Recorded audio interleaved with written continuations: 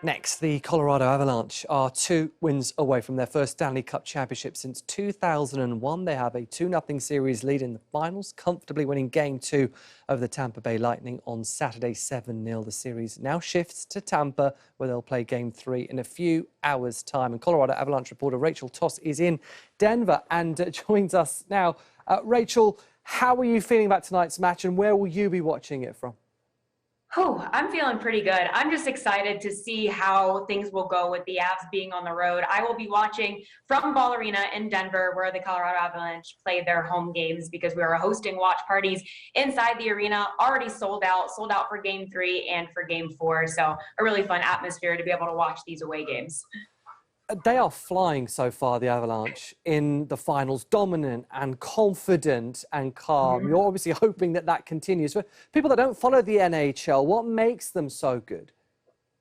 Well, you said it, flying. It's definitely their speed that makes them so good, with guys like Nathan McKinnon. Some of the fastest skaters in the world are on this Colorado Avalanche team. And then you have guys like Cale Makar, who are defensemen, who are supposed to be playing defense on the blue line, but they can get up and score goals like crazy. And on top of that, they're athletes and they're hungry. They are so hungry to win this Stanley Cup. Like you said, they haven't won in over 20 years. And the Colorado Avalanche actually brought the first championship to the city of Denver in 1996. I know they want to do it again. They're very hungry and very eager to make it happen. And we're talking about a team that has yet to lose on the road in the postseason. So excited to see how they play in Tampa.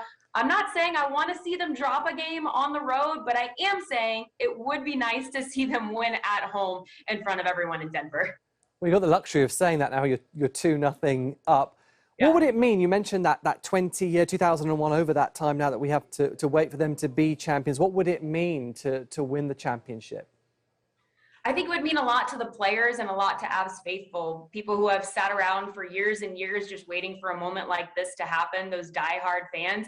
And it's going to help grow the sport of hockey across the state of Colorado. That's one thing that the Avs are very big on. They have an entire amateur hockey development department dedicated to getting the sticks and the balls in the hands of kids around the state. A lot of kids have never played hockey before, and so it's just growing the sport and growing the brand. And when you have a team win a Stanley Cup, well, that's going to pique some interest in parents and kids alike to continue to grow the game across the state. Tampa Bay Lightning, the 2-time defending champions. We should give them more than a mention too. What do Avalanche need to be wary of about the Lightning?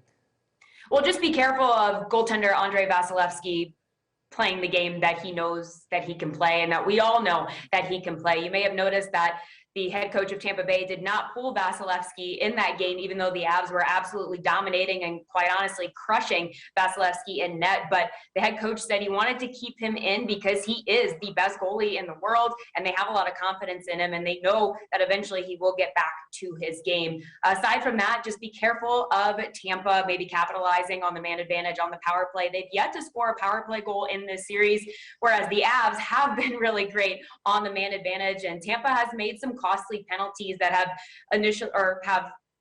resulted in those power play goals for the Avs. The last game, so Game 2, the first goal of the game was a power play goal. So if Tampa can just buckle down, spend less time in the penalty box, I think that will make things a little bit more challenging for the Avs, because it is, of course, a little bit more difficult to score at 5-on-5, especially in the final round. There are so many goals with the Colorado Avalanche. It is hard to keep track. Rachel, all the best. Hopefully we speak to you again. Rachel Toss in Denver. Thank you. Thank you so much.